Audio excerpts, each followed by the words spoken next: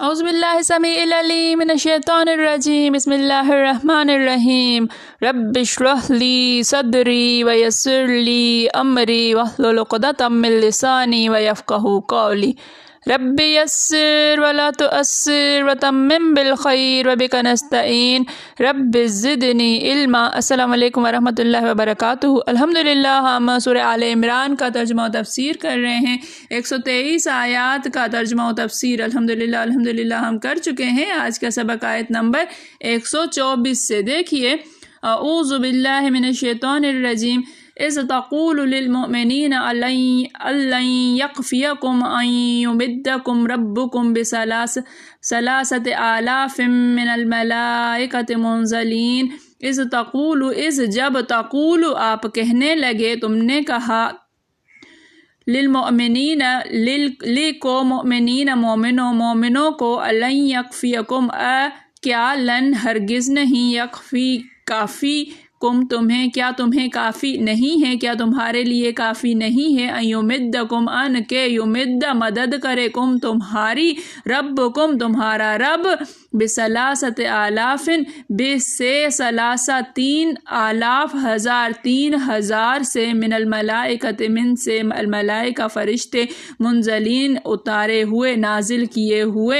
اذ تقول للمؤمنین جب آپ کہنے لگے مومنوں کو، لن یکفیکم ان یمدکم ربکم کیا تمہارے لیے کافی نہیں ہے کہ تمہارا رب تمہاری مدد کرے، بثلاثۃ آلاف من الملائکۃ 3,000 فرشتوں کے ذریعے سے، منزلین نازل کیے ہوئے، نازل کر کے، 3,000 فرشتے نازل کر کے تمہارا رب تمہاری مدد کرے۔ جب تم مومنوں سے یہ کہہ کر ان کے دل بڑھا رہے تھے کہ کیا یہ کافی نہیں کہ پروردگار 3,000 فرشتے نازل کر کے تمہیں مدد دے، بھلا کیوں نہیں، ان تصبروا، ان اگر تصبروا تم صبر کرو، وتتقوا اور پرہیزگاری اختیار کرو، بچو، ویاتوکم اور یاتو آئے کم تمہارے پاس، من فورہم من سے، فوراً، ہم ان کے، وہ فوراً تمہارے پاس آئیں، ھذا یمددکم، ھذا یہ، یمدد مدد کرے گا، کم تمہاری، ربکم تمہارا رب، بخمسۃ آلاف بے سے، خمسہ 5,000 1,000، من الملائکہ من سے الملائکہ فرشتے، مصومین نشان زدہ، 5,000 نشان زدہ فرشتوں کے ذریعے سے تمہارا رب تمہاری مدد کرے گا، بھلا ان تصبروا وتتقوا کیوں نہیں اگر تم صبر کرو اور تم پرہیزگاری اختیار کرو، ویاتوکم من فورہم تو آئیں گے تمہارے پاس فوراً، ھذا یمددکم ربکم یہ مدد ہے تمہارے لیے تمہارے رب کی طرف سے، بخمسۃ آلاف من الملائکۃ مصومین 5,000 فرشتے جو نشان زدہ ہوں گے۔ ہاں اگر تم دل کو مضبوط رکھو اور اللہ سے ڈرتے رہو اور کافر تم پر جوش کے ساتھ دفعتاً حملہ کر دیں تو پروردگار 5,000 فرشتے جن پر نشان ہوں گے تمہاری مدد کو بھیجے گا۔ دیکھیے کہ بات چل رہی تھی غزوہ احد کی احد میں ہم پڑھ چکے کہ نبی کریم صلی اللہ علیہ وآلہ وسلم نے 3 ہجری 11 شوال بروز ہفتہ کو پیش آیا۔ نبی کریم صلی اللہ علیہ وآلہ وسلم 1,000 مجاہدین کا لشکر لے کر احد کے مقام پر جانے لگے، ان میں سے 300 منافقین واپس آ گئے اور باقی بچے 700۔ تو 2 گروہ ایسے تھے، 2 قبیلے ایسے تھے جو تھوڑی سی بزدلی دکھانے لگے، تو اللہ تعالیٰ نے ان کو ہمت دلائی، واللہ ولیہما، ان کا اللہ تعالیٰ ولی ہے، اور وہ ٹھہر گئے۔ پھر نبی کریم صلی اللہ علیہ وآلہ وسلم نے 50 مجاہدین کا ایک گروپ بنا کر حضرت عبداللہ بن جبیر کو ان کا امیر بنایا اور کہا کہ فلاں پہاڑی پر، اس پہاڑی پر چڑھ جاؤ اور ہرگز یہاں سے نہیں ہٹنا، جب تک میرا حکم نہ ہو یہاں سے نہیں ہٹنا۔ دیکھیے کہ یہ جو اذ تقول للمؤمنین لن یکفیکم کہ نبی کریم صلی اللہ علیہ وآلہ وسلم کا یہ تسلیاں دینا، بس کہتے ہیں کہ یہ بدر والے دن تھا۔ یہ والی آیت جو ہے یہ بدر والے دن کے لیے ہے کہ اللہ تعالیٰ فرماتا ہے کہ آپ मुसलमानों को, मोमिनों को तसल्लियाँ दे रहे थे, कह रहे थे कि अल्लाह ताला आपको मदद करेगा 1000 फरिश्तों के ज़रिए से। हसन बसरी, आमिर शोबी, रबी बिन अनस रहमहुल्लाह अलैह का यही कौल है कि ये बदर वाले दिन ऐसा था, बदर वाले दिन फरिश्ते उतरे थे, बदर वाले दिन फरिश्तों ने मुजाहिदीन के साथ लड़ाई की थी, उनके साथ मिलकर, और कुफ़ार को मार भगाया था। आमिर शोबी का कौल है कि मुसलमानों को ये ख़बर मिली थी कि कर्ज़ बिन जाबिर मुशरिकों की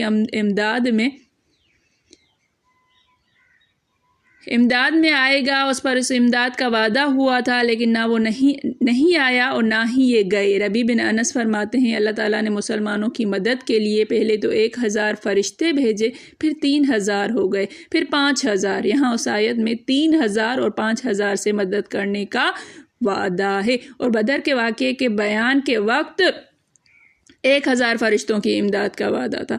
फरमाया आयत अन्नी मुमदिदकुम बिअल्फिन मिनल मलाइकत मुर्दिफीन, ये तत्बीक दोनों आयतों में यही है, क्योंकि मुर्दिफीन का लफ्ज़ मौजूद है। बस पहले 1000 उतरे, फिर उनकी बाद 3000 पूरे हुए और आखिर 5000 हो गए। बज़ाहिर यही मालूम होता है कि ये वादा जंगे बदर के लिए था, ना कि जंगे उहुद के लिए। बस कहते हैं जंग उहुद के मौके पर वादा हुआ था। मुजाहिद, इकरमा, ज़हाक, ज़ुहरी, मूसा बिन अक़बा वगैरह रहमहुल्लाह का यही कौल है, लेकिन वो कहते हैं चूँकि मुसलमान मैदान छोड़कर हट गए इसलिए ये फरिश्ते नाजिल ना हुए। वाक़या ये हुआ था कि जो जंग हुई थी उसमें मुसलमानों ने कुफ़ार को मार भगाया, वो भाग गए।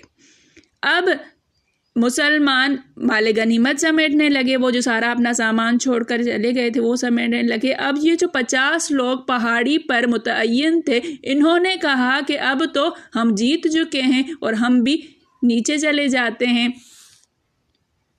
और माले गनीमत समेटते हैं। अब्दुल्ला बिन जुबैर जो इनका अमीर था, उन्होंने बहुत ज़्यादा समझाया कि नबी करीम सल्लल्लाहु अलैहि वसल्लम का हुक्म है कि जब तक मेरा हुक्म ना हो तो यहाँ से नहीं हटना, लेकिन इन लोगों ने नहीं माने कि अब तो जंग ख़त्म हो चुकी है, कुफ़ार भाग चुके हैं, इसलिए हमारा यहाँ रुकना कोई माने नहीं रखता। ये लोग नीचे आए।